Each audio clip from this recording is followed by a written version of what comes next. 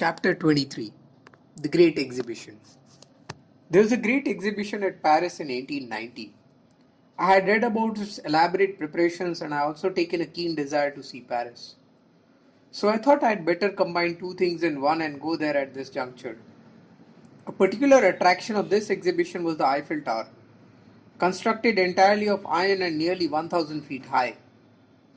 There were, of course, many other things of interest, but the tower was the chief one, inasmuch as it had been supposed till then that a structure of that height could not safely stand. I had heard of a vegetarian restaurant in Paris.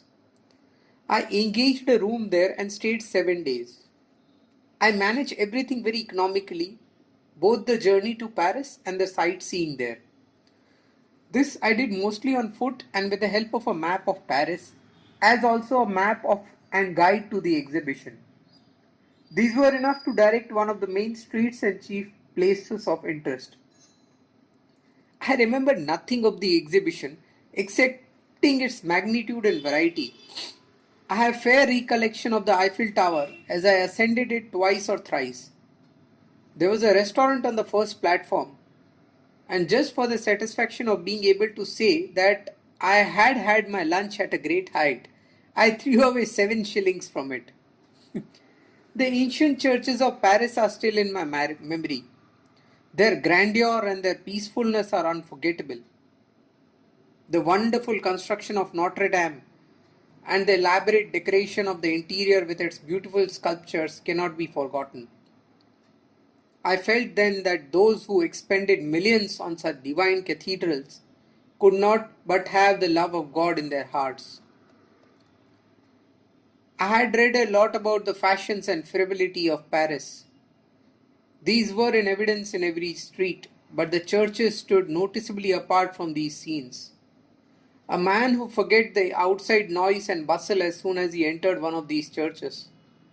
His manner would change, he would behave with dignity and reverence as he passed someone kneeling before the image of the Virgin. The feeling I had then has since been growing on me, that all this kneeling and prayer could not be mere superstition. The devout souls kneeling before the Virgin could not be worshipping mere marble. They were fired with genuine devotion and they worshipped not stone but the divinity of what it was symbolic. I have an impression that I felt that by this worship they were not detracting from but increasing the glory of God. I must say a word about the Eiffel Tower. I do not know what purpose it serves today, but I then heard it greatly disparaged as well as praised. I remember that Tolstoy was the chief among those who disparaged it. He said that the Eiffel Tower was a monument of man's folly, not of his wisdom. Tobacco, he argued, was the worst of all intoxicants, inasmuch as a man addicted to it was tempted to commit crimes which a drunkard never dared to do. Liquor made a man mad, but tobacco clouded his intellect and made him build castles in the air.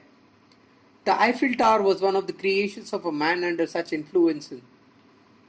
There is no art about the Eiffel Tower. In no way can it be said to have contributed to the real beauty of the exhibition. Men flocked to see it and ascended it as it was a novelty and of unique dimensions. It was the toy of the exhibition. So long as we have our children, we are attracted by toys, and the tower was a great demonstration of the fact that we are all children attracted by the trinkets. That may be claimed to be the purpose served by the Eiffel Tower.